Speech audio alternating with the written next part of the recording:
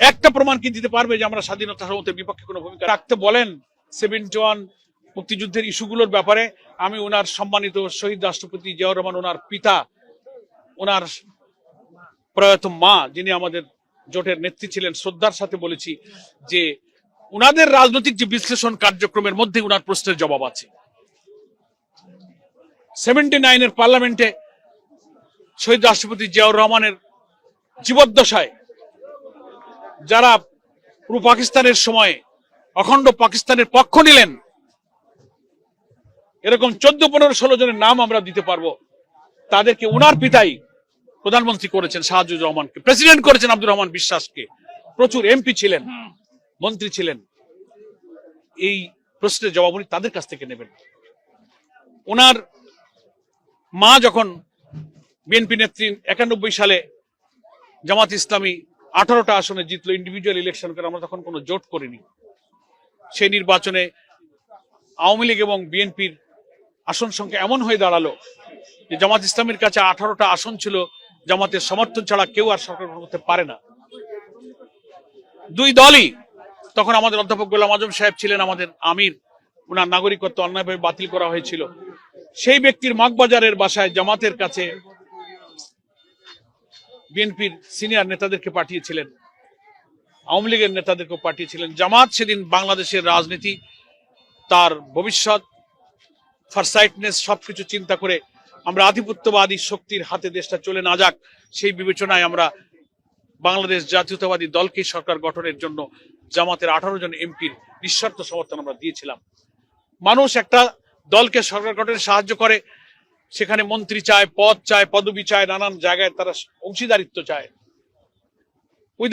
Without sharing the power, আমরা কোনো sharing না করেই নিঃস্বার্থভাবে কোনো কিছুর বিনিময় ছাড়াই আমরা দেশ জাতিকে ইসলাম এবং আধিপত্যবাদ বিরোধী শক্তির পক্ষই মনে করে আমরা সেদিন বেগম জিয়াকে সরকার গঠনে সাহায্য করেছিলাম।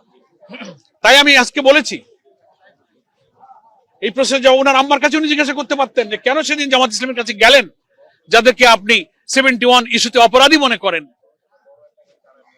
ফলে এটা শেখ মুজিবুর রহমান, যাকে বাংলাদেশের স্বাধীনতার স্থপতি বলা হয়, তিনি জীবিত অবস্থায় এটাকে তিনি সমাধান করে গেছেন।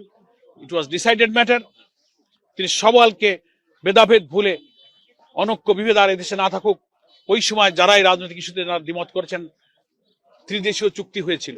আপনারা সাংবাদিক, আপনারা জানেন, তখন পাকিস্তানের পররাষ্ট্রমন্ত্রী ছিল আব্দুল আজিজ, ভারতের পররাষ্ট্রমন্ত্রী ছিল শরণ সিং, বাংলাদেশের পররাষ্ট্রমন্ত্রী ছিল ডক্টর কামাল হোসেন। 3 দেশের পররাষ্ট্রমন্ত্রীরা চুক্তিবদ্ধ করে তারপরে সিমলা চুক্তি হয়ে forgive and forget, Sheikh Mujibur Rahman general amnesty দিলেন, কোলাবরেটর অ্যাক্টকে তুলে নিলেন, সব মামলা তুলে নিয়ে ব্যাপারটাকে তিনি কিন্তু মীমাংসা করে গেছেন। সবাইকে নিয়ে উনি চলতে চেয়েছিলেন, সে কাজটা তো শেখ মুজিবও করে গেছেন, জিয়াউর রহমানও করে গেছেন। এখন পলিটিক্যাল ব্যাড ইন্টেনশনে যদি আবার আপনারা সেই 71কে ইউজ করেন, তাহলে কি হলো? ওই ফ্যাসিবাদদেরকে যে দোষ দেই, সেই ন্যারেটিভ তো আপনাদের কাছেও দেখা যাইতেছে। মানে আপনাদের সাথে থাকলে সঙ্গী, না থাকলে জঙ্গি। এটা কি চ্যালেঞ্জ হিসেবে মনে আমি কোনো চ্যালেঞ্জ মনে করি না, বরং এতে জাতি সত্য খুঁজে পাচ্ছে যে কারা রাজনীতিতে প্রতারণা করে, অসত্যের আশ্রয় নেয়, ধোঁকাবাজি করে, আদর্শ চরিত্র নৈতিকতা দিয়ে রাজনীতিকে মোকাবেলা করতে যারা ব্যর্থ হয়, তারা এই সমস্ত ভোতা হাতিয়ারকে রাজনীতিতে ব্যবহার করে। এই সুবিধাটা আমাদের হইতেছে। আমরা 71 সালের তখন ছোট ছিলাম, ওই সময় তো আমরা জামাত করি না। যারা ওই সময় মুরব্বী জামাত করেছেন, ওই সময় তারা অখণ্ড পাকিস্তানের ভারতীয় আগ্রাসনের হুমকির মধ্যে দেশটা আলাদা হয়ে গেলে এদেশের মানুষ ভালো থাকবে কিনা, এই আশঙ্কা থেকে ওনারা হয়তো কোনো পলিটিক্যাল সিদ্ধান্ত নিয়েছিলেন। সেটা সেই সময়কার ব্যাপার, কিন্তু সেটাকে আপনি রাজনৈতিক বিশ্লেষণ করতে পারেন। কিন্তু বাংলাদেশ স্বাধীনতার পর জামাত ইসলামী বা আমরা ইসলামী দল যারাই আছি, একটা প্রমাণ কি দিতে পারবে যে আমরা স্বাধীনতা সমর্থনের বিপক্ষে কোনো ভূমিকা রেখেছি?